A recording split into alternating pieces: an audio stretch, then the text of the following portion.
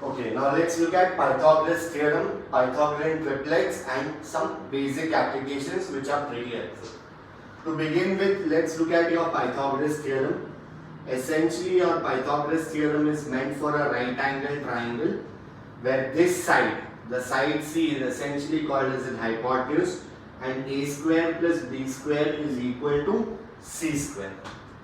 Now, if we look at some natural numbers, then we can say 3 square plus 4 square is equal to 5 square, which means your 3, 4 and 5 are essentially nothing but they are called as Pythagorean triplets. Okay, they are called as Pythagorean triplets. Your standard Pythagorean triplets, okay, if you have an idea about them, if you can keep them in your mind, nothing like it, which are pretty helpful, are of course 3, 4, 5 and multiples of 3, 4, 5, which means I can also say that 6, 8, 10 will be a Pythagorean triplet. Now, key thing here is your triplets are essentially always meant for natural numbers, which means I can say that 1.5, 2 and 2.5 are also Pythagorean triplets, but this is not technically correct. Okay, so your 3, 4, 5 is a Pythagorean triplet. Different types of Pythagorean triplets, if you have an idea about these triplets, then your calculation becomes almost redundant while solving problems in geometry. So the other ones are 5, 12, 13, 8, 15, 17, 9, 40, 41, 11, 60, 61, 7, 24, 25. These are your standard Pythagorean triplets. Any multiple of these would also be Pythagorean triplets. Okay, if you have, of course, there will be infinitely many different type of Pythagorean triplets also. We'll come to that in some time. But these are your standard Pythagorean triplets. If you can identify them in a problem, nothing to beat that. Okay, if you can identify them in your problem, it will be very much easy for you to handle stuff. Now, of course, if we have two numbers, let's say we had two numbers, let's say we had two numbers 9 and 12, okay, and I want to find out the third value of the Pythagorean triplet. Okay, it's pretty easy to find out. We could have done root of 9 square plus 12 square and so on and got whatever value we wanted to get. Even if you have one single number and if you want to find out the other two numbers of the triplets, of course for a single number there will be multiple possibilities for Pythagorean triplets, but to have a standard possibility of a Pythagorean triplet, let's say we have one number 8.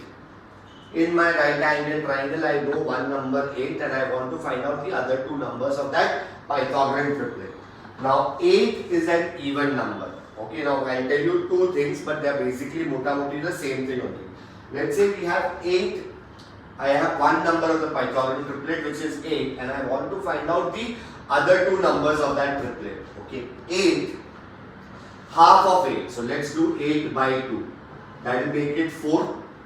Alright. Let's do 4 square. That will make it 16. Okay. The other two numbers of your triplet will essentially be nothing but 16 minus 1 and 16 plus 1, which means 8, 15 and 17 is your Pythagorean triplet. So even if you know one number, you can essentially find out the other two numbers of your Pythagorean triplets. So your 8, 15, 17, that's how this entire thing works. Let's look at one more example if you want to take. Okay, let's say we look at 10. One of the numbers of my Pythagorean triplet is 10. Let's do 10 by 2. That will make it what? 5. Let's do 5 square. That will make it what? 25. Let's do 25 minus 1 and 25 plus 1. So that will essentially tell me 10, 24 and 26 will be my Pythagorean triplet, which is essentially nothing but 2 times 5, 12 and 13. So that's your Pythagorean triplet.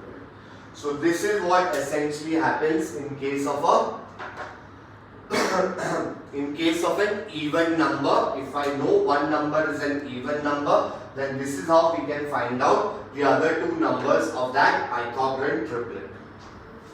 Let's say we have an odd number